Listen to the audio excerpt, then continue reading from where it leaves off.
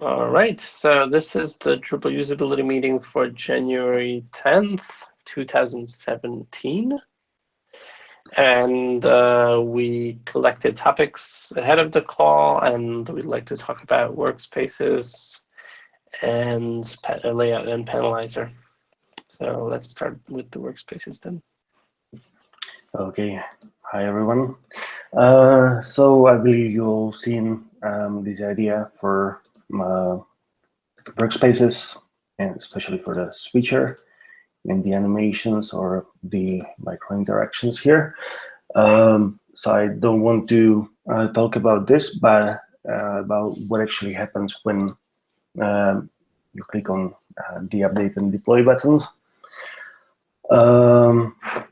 If you remember, a few weeks ago, I was showing this prototype. Sorry about this. Yeah, and everything was basically happening in the workspace area or in the Drupal website area.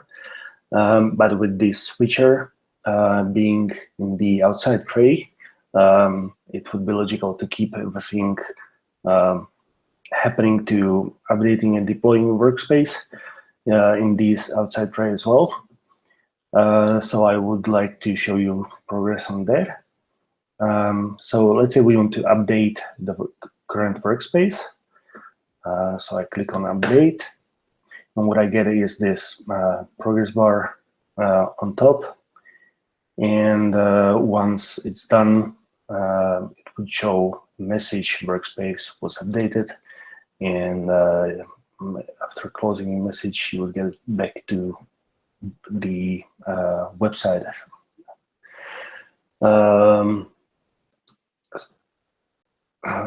It is similar for deploy.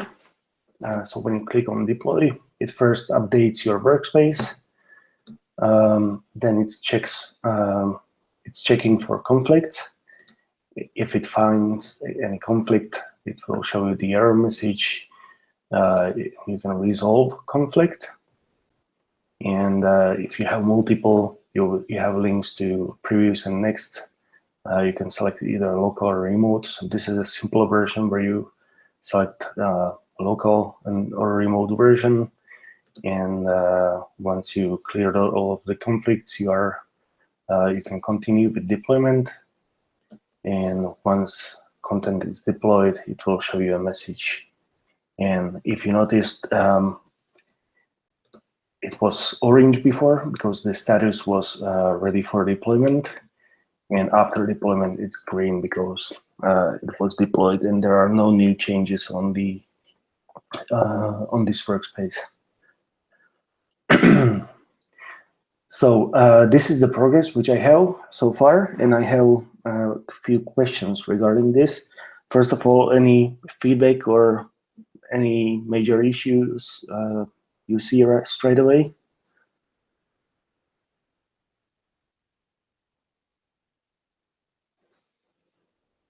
It looks pretty clear, I think. Okay. So it's really just a small thing regarding, for example, messages. There are two ideas which I had. So this was probably one of the biggest questions for me, where to put messages and how to show them, or actually how to move from the message to the next step. And one idea is to show this close button on the message, and that would take you to next step. Alternative is, well, let's say deployment is done and there is a timer, and after, let's say, 3 seconds, it closes the message. I'm leaning towards the having the close button there, so people would have to actually click on the dismiss message, and that would take them to the next step. For example, on conflict message, you have to click on a link to resolve conflict, but on success message, there isn't anything where you can click. So we either show this timer or the dismiss button. What do you think?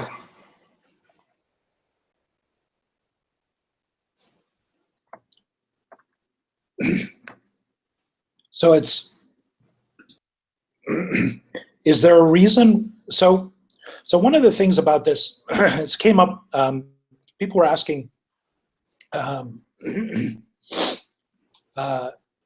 this is, this is going to assume some pretty heavy-duty JavaScript to build this. Mm-hmm.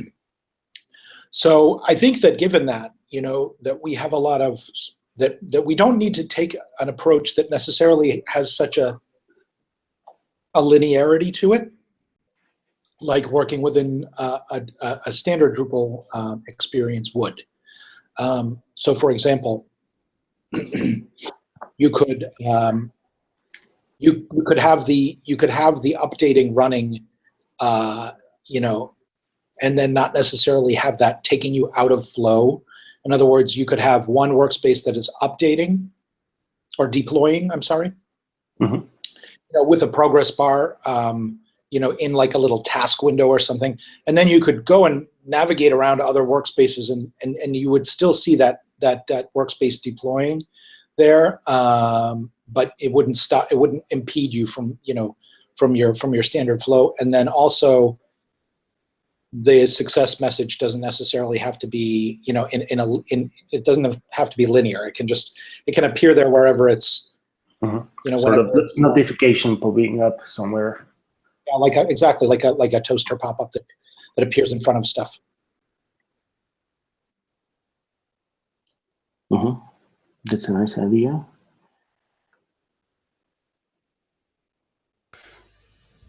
Joseph, can you show the, let's say, the default layout of the panel where the different workspaces are in view? Yeah. This one? No, yeah, this. Yeah. Yeah, it would be interesting to see if you could show progress without leaving this. Mm-hmm.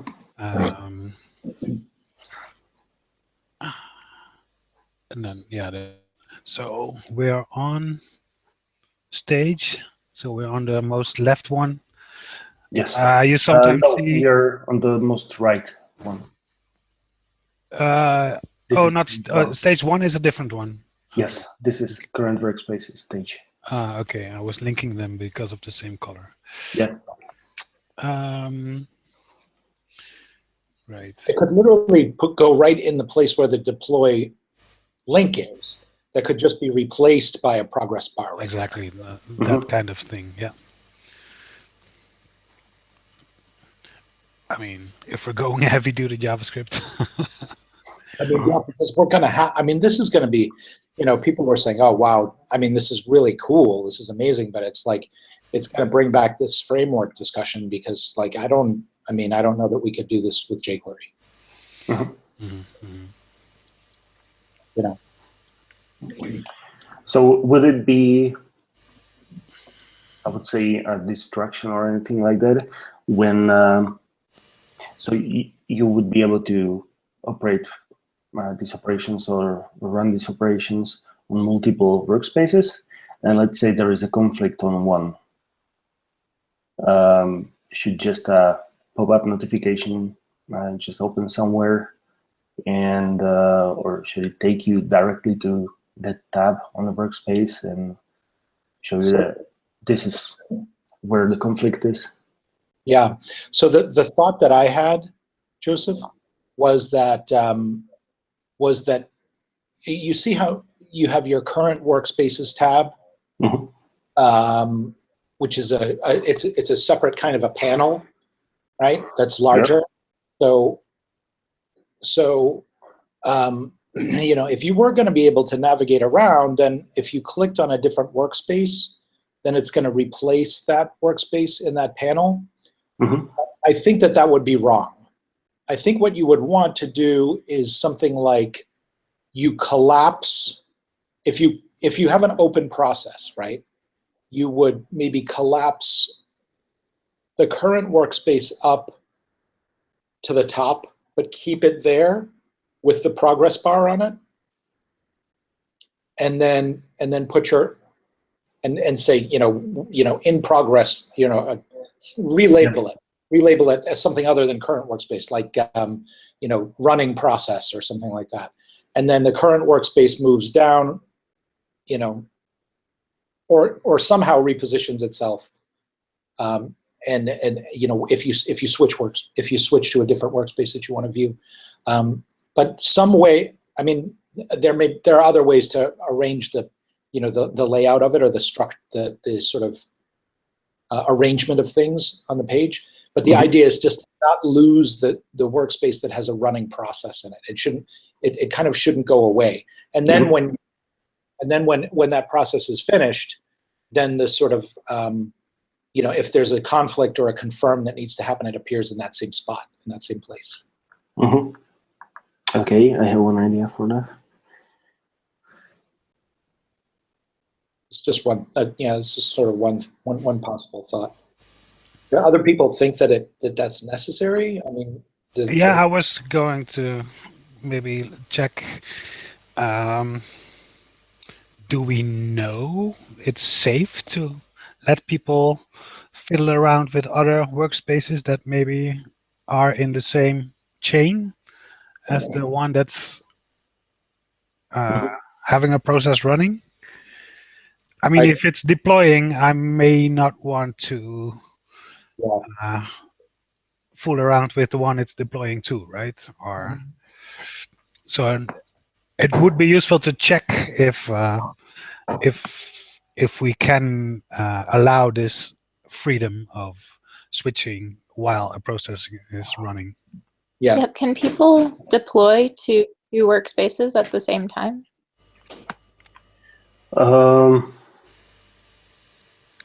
So by default, you have a predefined upstream workspace. So that's something which is configured. And so if I am correct, you can just deploy to one at the same time. But I'm not sure. Yeah, maybe this is a question for our developers. That's one of the other questions that I also had, which maybe it's probably a Tim Millwood question, which is what I know that there's this concept of workspaces within the same environment, but then there's also remotes. There's also the concept of deploying to remote. Yeah, it doesn't even have to be a Drupal website. Yeah. So I think that maybe that's something that perhaps needs another visual metaphor here. Yeah. Idea of locals and remotes, because I'm assuming that all of these stages or all of these workspaces here are within the same environment, right? Yeah. Yeah, within a same network of Drupal sites. Actually, no, within one Drupal site. Within one Drupal site, right? Yes. Yeah. So these are in the same environment, but you could, but in the workspaces model, you can deploy a workspace across environments to a different site, and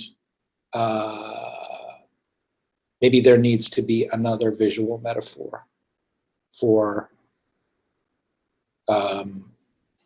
ones that are local to this site and ones that are not local, that are like on a different site. It could just be an icon that accompanies the ones that are remote, that differentiates them from the ones that are local. Or literally label them local, remote.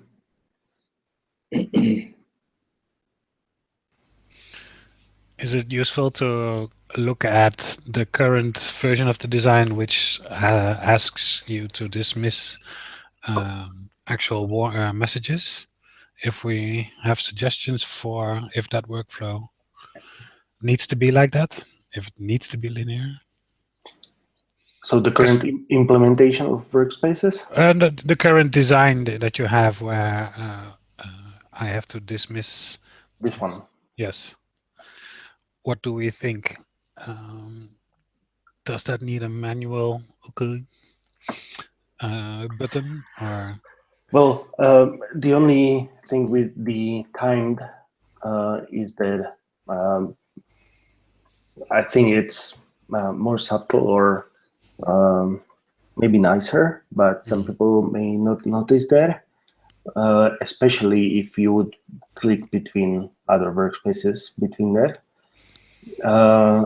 And another thing is,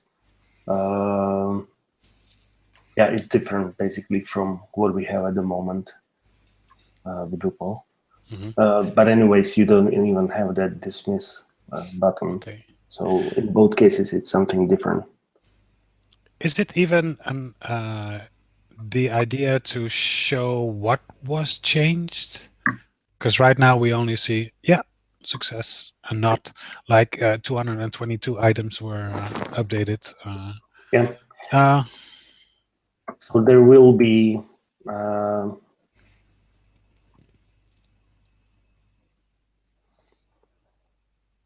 something like this. Okay. Where you can sort of overview the workspace. I still don't have a place for that, but there is something like this.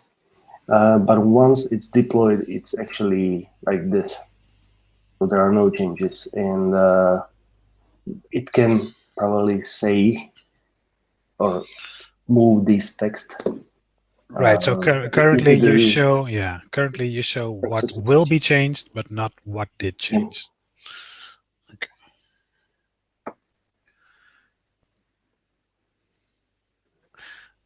And this is the current design, and this part of the design is not in your mockups right now, right? Yes.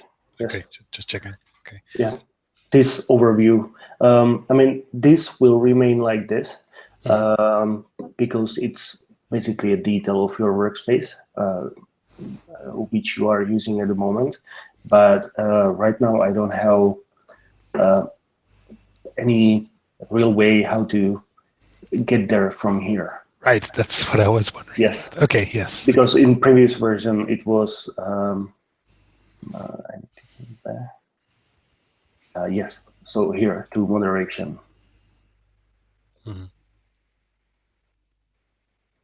Yeah. So that's one thing I still need to figure out.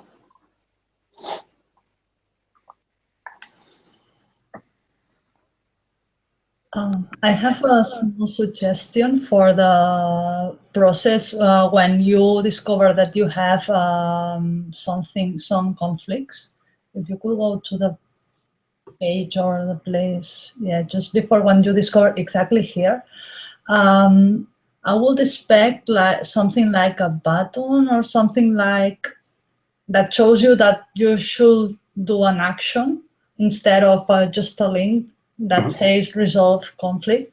I mean, because I would expect that this link is just a little bit more of information, but I wouldn't think that it's an action that I should do here. I mean, I expect a button. Okay, yeah, that's a nice idea. Not sure how to solve it because with the current styles for messages, I don't think it's already designed, but maybe putting it out of it while moving outside the message itself, maybe it could be also useful. Not sure about that, but just to solve it about the design style. Yeah. And so when we are with the conflicts, I have a question related to that.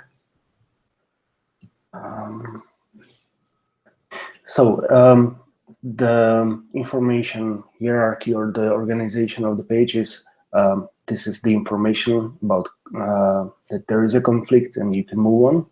And this is the area where you resolve conflicts. And so I have question. So these labels for local and remote versions, alternative for that would be something like this. So this is almost like a title or a headline, a major text, versus just showing a default, let's say, field label. So the same text style for here. And second question is with the previous next and showing the number of conflicts. One option is to show previous on the left, next on the right, and number of conflicts in the middle. And the other option is showing the number of conflicts here and previous next buttons next to each other on the right side. I personally prefer this. Yeah, I don't shows think the hierarchy better. Yeah, I think previous will not be used that much, I guess. Yeah. People want to work through these and get Yeah. them over with. But I do like the larger labels for local and remote. Yeah, me too. They were very readable. These are not very readable. Yeah. But I have one question though about the previous and the next, which are actually a couple of questions. Number one, on the previous and the next, are we, if there are conflicts within a node, right? Are we moving from previous to next conflict in the text, or is it just this node conflicts with the other node? Are we only like a whole piece of content? Whole piece of content level. So here in this option, you just select the whole piece of content. You either select local version or remote version as a whole. Okay. But I assume this would be maybe a plugin or a module or something like that. There could be completely different versions of conflict resolution. So we have conflicted entities, right, not individual. Yes, text level. Text. And I don't even know if this would even be highlighted, the changes here, or it will be just all black and white. So this is just a design idea, I would say. Hand waving, yes. Yeah. Yeah. I would suggest if you are going to highlight the changes, that they be highlighted, not change the color of the text. The entire row, I would say. Yeah, another thing that I was going to say is that I will expect to be the radio, all the thing, not just the label that is at the top. I mean, if I pick the right version, I want to click in, I would like to click on the text, for example, and that's the good one. I mean, I wouldn't expect to click only on the label itself. Maybe it will help on that you were saying. Yeah, I mean, I'm pretty sure you could click anywhere here and it would select remote version. But you could underscore that a little bit though, Joseph, if you were to highlight the entire container, in addition to having the radio button checked, so that it, yeah, exactly, so that you get this really very, very clear kind of affordance that this is the selected one. We have a design for this in the media library. We do. We do have one. Yeah. Yeah, I don't necessarily have an opinion on the previous next thing. I think that's the. No. Yeah, I think this will work. Yeah.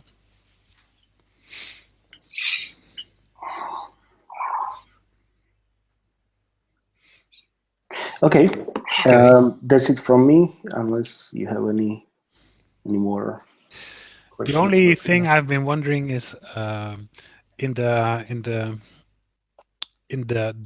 regular panel, right? The big one with all the info.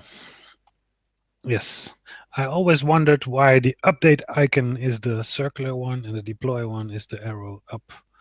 Why is the update one not an arrow down? Just so it's sort of inspired with this. When Dropbox is updating, you see a running circle here, so it's sort of pulling changes down to you, but it can be arrow down as well.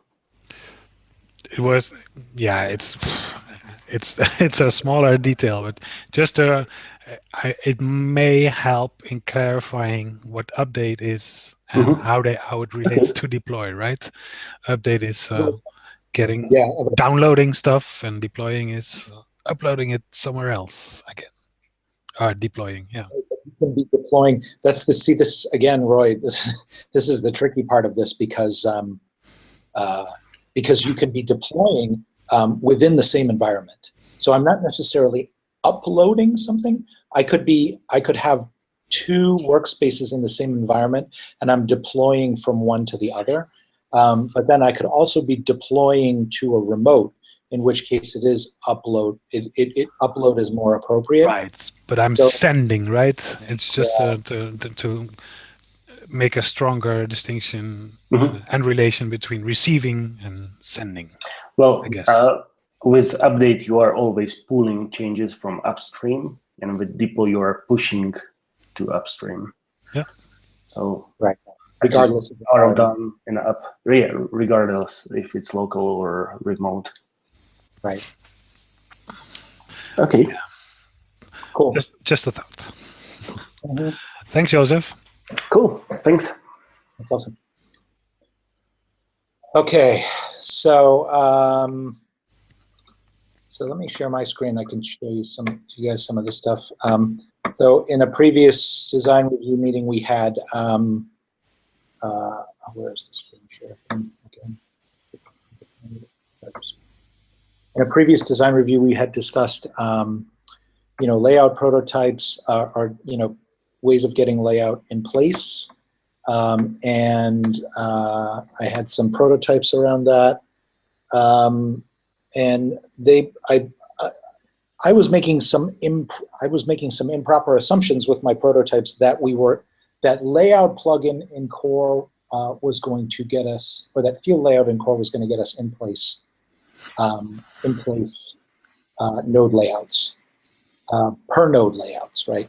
So it's not. It's going to get it's basically display suite. So it's doing something very important, which is giving you a layout for all articles, but it's not giving you per node layouts.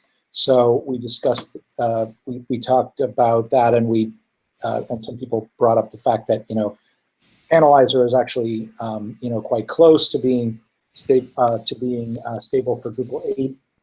And that's really the direction that we should go. So I went through and I did a little bit of a study on Panelizer to try to think through, well, how can we help Panelizer and have that UX be more in line with what we're trying to do, just with layouts in Core in general. So this is with Panelizer Panels, Panelizer, and Page Manager installed. Does everybody see my screen now? Yes. Okay, good. Yes. So if I click Pages, I go to this Pages UI. So first of all, I'm in Structure. I'm in Structure, and I have a whole new tab for Pages. I'll talk a little bit about that a little later. Then when I get into Pages, I have this Add Page. I have a default node view that's there, and then I have also an Add Page. An Add Page gives me this flow where I can create an administrative title, and then I can create a description, and then I can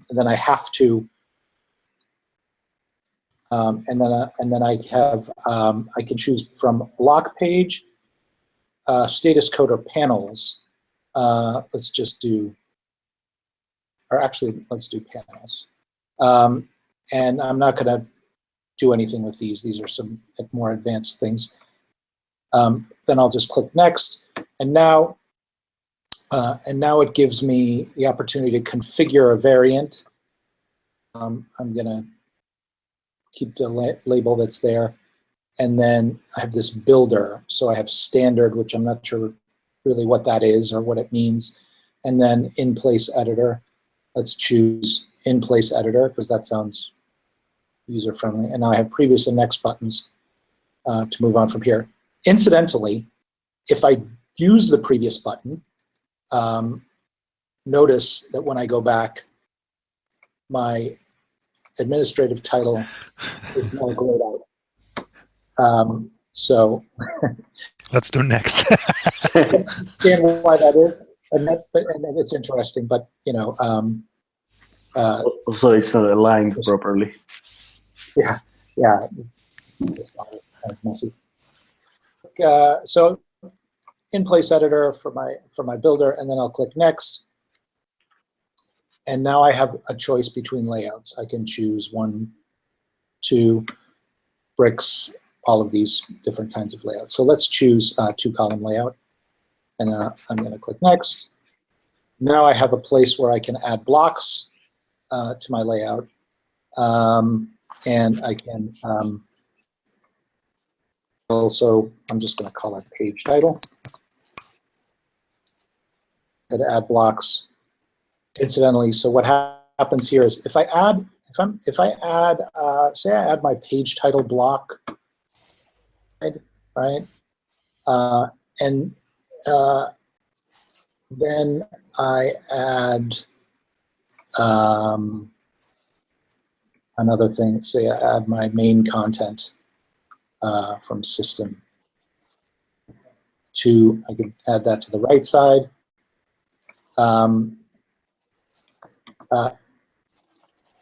If I didn't choose left or right side for those things, in other words, if I placed my main page content in the left side block, and then I wanted to place something else in the bottom, we have this blocks problem that when I go to add another one, it's going to get rid of the page, or going to get rid of the drag change that I made. But unlike in the block UI, the only thing I have is finish. I can't just save the drag changes here. I can only finish, so I really can't do anything with these drags because, you know, I could only make one change essentially. So let's just finish that off. And so now I have saved this, and I'm in this this panelizer UI, which gives me page information, which is this the stuff that I entered in before, or at least the path that I entered in before. Page access, which is you know, some access criteria that I can add, and then variants, right? And I have one variant which has been labeled panels because I just didn't put in a title in the last one, or I canceled out the title somehow. And then I have delete, add, and then reorder. And then down here, underneath a very large expanse of white space, I have my my buttons. So the first thing that we could potentially do here is that we could start to look at just using some of the paradigms that we already have in core, and to make this a little bit better. For example, we could hold on. Let me do one quick thing here. Hide that, and hide that, and then do this. So we could, for example, we could add our pages right into and actually that's wrong. That's not. Why did I do that? Not content. No, that's right. That is right. I was thinking, no, structure. Well, anyway, so we could. Let me set that aside. I'm not sure that that's the right thing now that I think about it. But we could if we wanted to put our pages right in with content, and then you could have the ability to, just as you can add content, add a page, there is a question of whether this should be in under content types and not under content. I don't know. I like it under content, but other people might disagree. And then use the vertical tabs instead of this sort of like, kind of outlier styling that the Panelizer has employed here.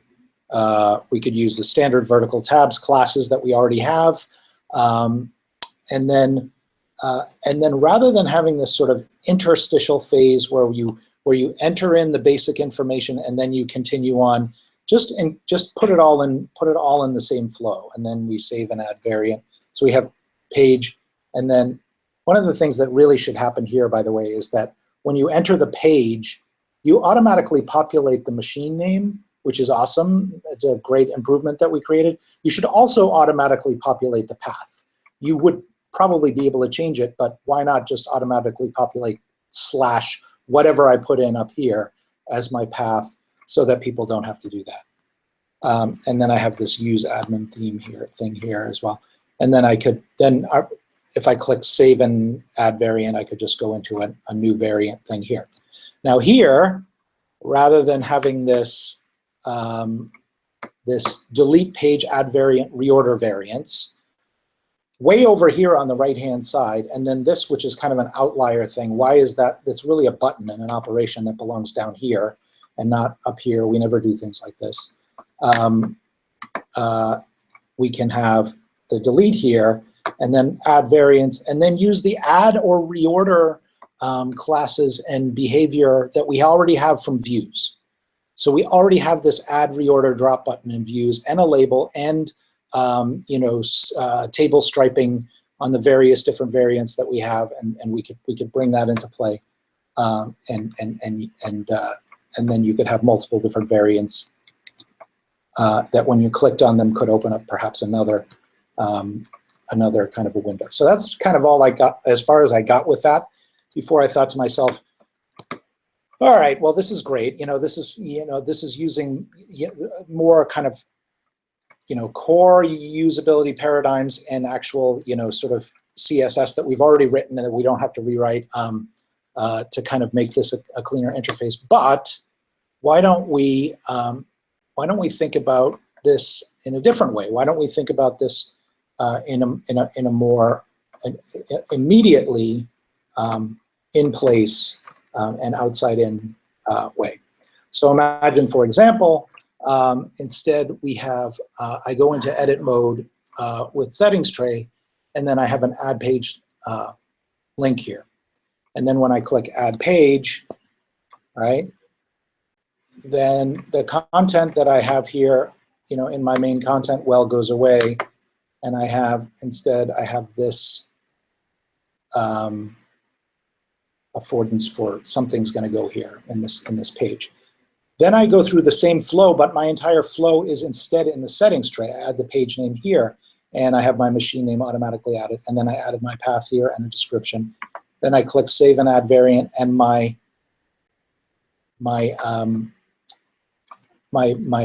tray just swaps out, and now I have add variant. I still have this area over here, and then I name my variant. Maybe I have a slightly fewer options here that you could get if you wanted the advanced options, and then I could have choose layout. This is not completely mocked up yet. I just slapped this in real quick earlier today, but these are the layouts that you get. Ideally, we would want to have layout icons over in here, but just having a select box and the ability to choose these would be great, as long as the actual affordance here in this area is going to change and show me that I have a 2-column layout, right? Or that I have a stack layout or a 3-column or whatever. As long as this changes out, there's less reliance on the icons over here, although they're nice. Question: so you made the panels page an IP page? Did you use IP? Did you look at that? I did. The in-place editor, because that's basically this part. Right, it is, and it's interesting so if we go through that process a little bit further, for example, we could say we have a 2-column layout. I could change the layout, and then content. I already added content. So let's go to the, where's the actual path for this? How do I find that? Page information. It's, yeah, just called the title. So presumably I can just put in title.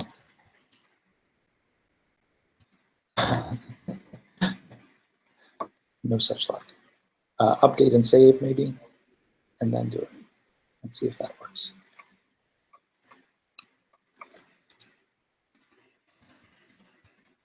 No.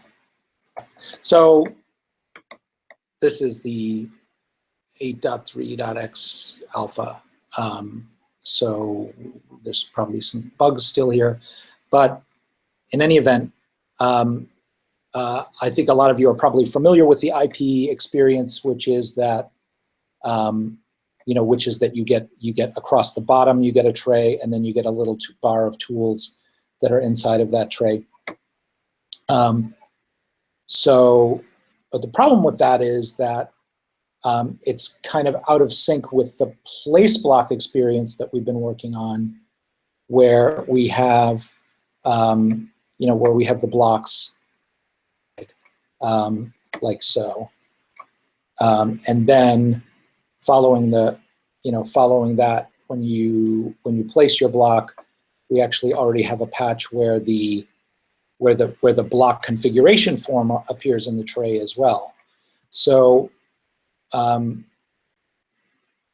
trying to keep those two things in sync by starting out in the tray, and then starting out in the side tray, and then going into the place block experience, still in the side tray, I think is desirable. And then we also wouldn't have to maintain, in core, if we were going to move this panelizer stuff behavior into core, we wouldn't have to maintain two different, two radically different layouts of the same tray. We could also do some simplifying of it. A lot of the way that I don't know whether everyone on this call is familiar with it, but a lot of the way that the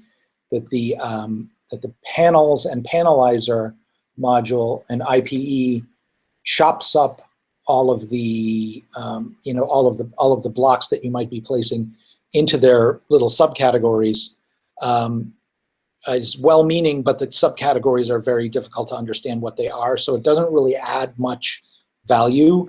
And having them just all in one big list with a filter is I think, in that case, as well as in the core case, in the panelizer case, more desirable than trying to categorize them.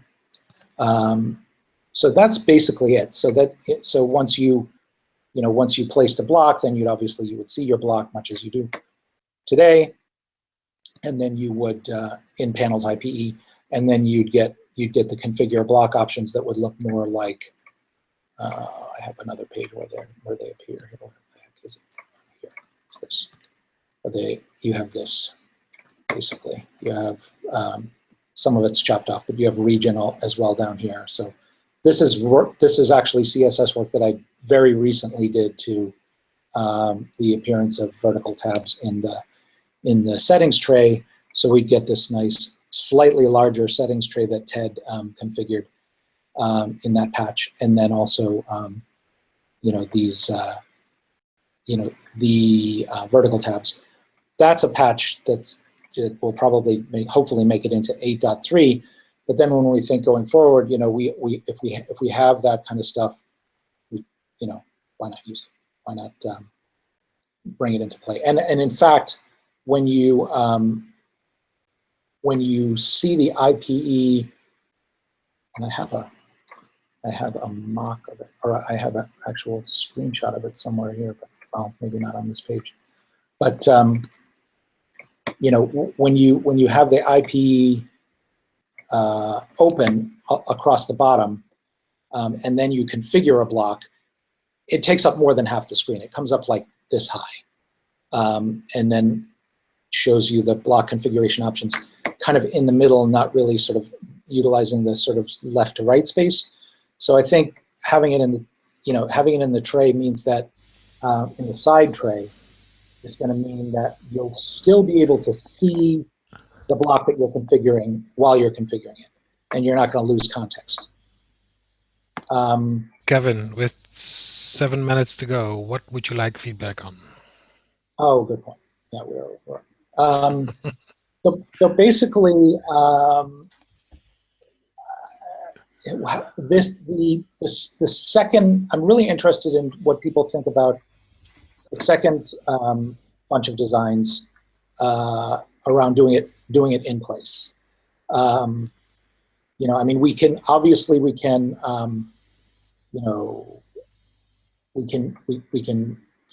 do this relatively easily, right? But this is the one that really presents a lot of more questions, I think. So one question I had, so far for most sites, we use a landing page content type for adding pages. So it's a bit different than that panels page add. So I would want to make sure that this would work or be intended to work more with that. Right. Yeah, that's a good question. So is that something that we would? Is that something that we would? That's a best practice that we want people to do. In other words, do we want people to use the panels, the page manager paradigm, or do we want people to use a landing page content type? Or does it? So there are a lot of things that people get with having the nodes. So I think that it's advantageous to have people use the content type. Right. So in that case, the add page. I mean, Diane, can you explain the difference between the two things? The node or Yeah, so page manager is just setting a route and then putting content on it. And so that works really well if you have things that require detailed, like if you have, if you need to edit the user page or you need to do something like that. But for most use cases, people just want to add content to a page. And so in that, if they use nodes, then they have everything extra that comes with that, and they can also put them in views and things. And you can't do that if you've just created a route with Page Manager. Okay, so this Page Manager route thing is not a node. It has a URL, I guess, but it does not have all the node-specific bits. Okay. Right, but my question, but the thing I'm wondering is, if you're doing it with a node, right? Do you have, every time that you create a new version of that node, do you have a new variant? No. Or do you mean a new version as in a revision, or? No. I mean a new node of that type. Oh, then you, if you're using Panelizer, then you just have a different layout setting stored on that. You don't have variants. So for you mean for the second landing page you want to create, right? The other one of the 4 you have to make for your campaign, example-wise. Yeah. Right. So yeah, so we have people typically have hundreds of landing pages, and they just save the layout on for every node. It's not a variant in panels. Oh. One-to-one. Yeah. So it's not necessary to, in order to get per node layout, it's not necessary to have a variant. No. Okay, well that's great. I mean, I would be happy with that. What that essentially means is that we could make this flow even simpler, right? We could have this add page button goes and gets the sort of default content type, and if there's more than one panelized content type, then there's like a drop down and it shows you which ones you have, and you can grab one. And then same thing happens. But you have far less that you need to do. You don't need to create a path, because since it's a content type already, it's going to automatically be doing that, right? Or no? Maybe. Right. You don't have to set the path. That's set when you create the content.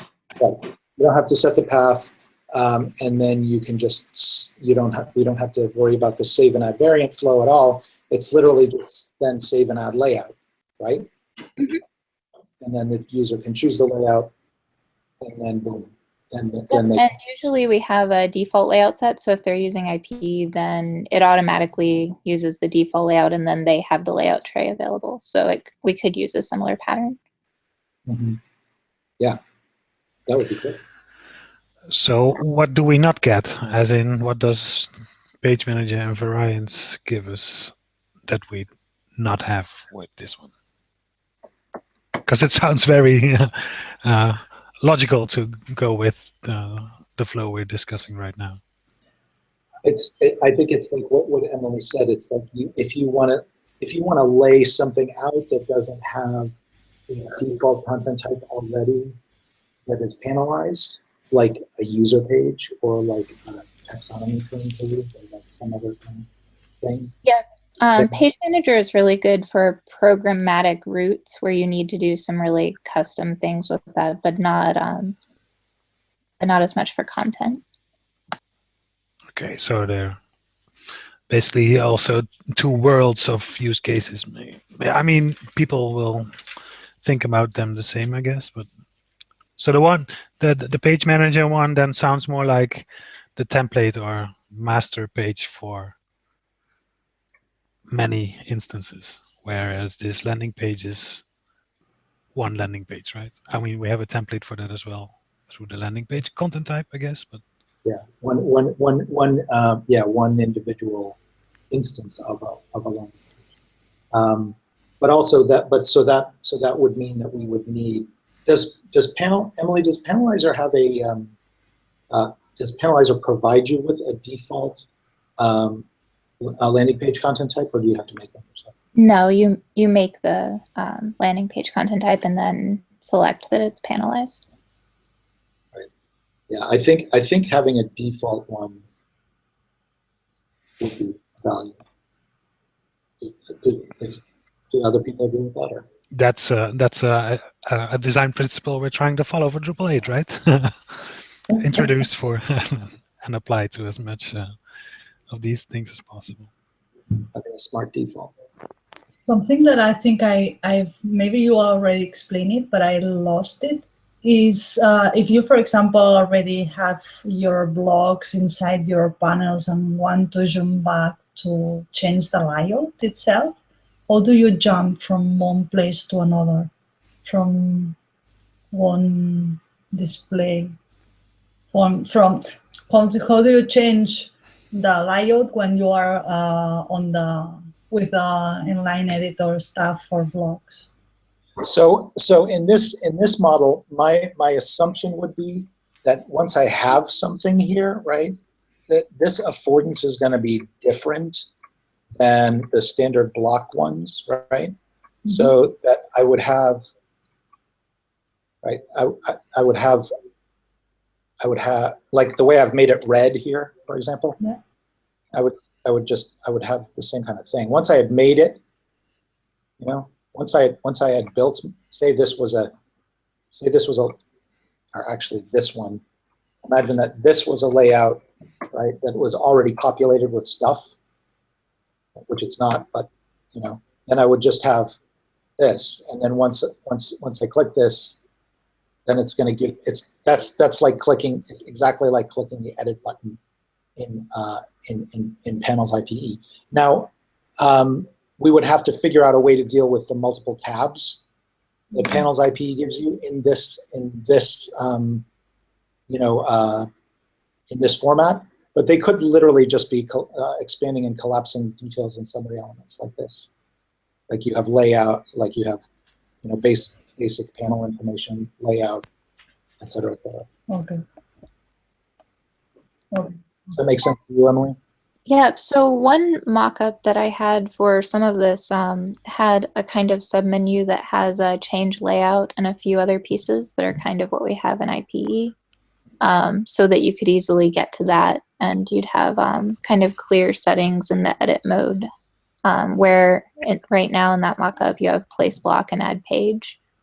Instead, it moved them to the left right next to edit, because once you're in this mode, you aren't looking to use those anymore. Yeah. It would kind of switch you to that edit mode, and then you'd have edit options available up at the top. Can we find that mockup at a node, at an issue number somewhere, or? I think it was in the UX Slack. I don't think it's in an issue. Okay. Well, we'll have a look. Have a look at it. I think we're over time now. We're 4 minutes over time. Yeah, I mean, this is open-ended, right? We don't need to conclude anything specific here. I just, from what I heard, it sounds like the node-based approach is the one that's potentially simpler and is like the thing people think of when they think creating layouts. Like I have to create my landing pages. So I think that's the one to pursue, and maybe the page manager route-based approach is the advanced tab somewhere, if it could be eventually. Yeah. On a similar workflow. Yeah, I think so too. That makes a lot of sense. Yeah. I'd love to see that design. So if I go up the back scroll in Slack, it should be there somewhere, or look at like images or something in the UX. Yeah, I'll see if I can hunt it down and then share it again too. Cool. Awesome. Thank you. Okay, folks. Thanks all. Thanks. Yay. Okay. See you next time, people. Thanks all. Bye-bye. Thanks, everyone. Bye. Bye. Bye-bye.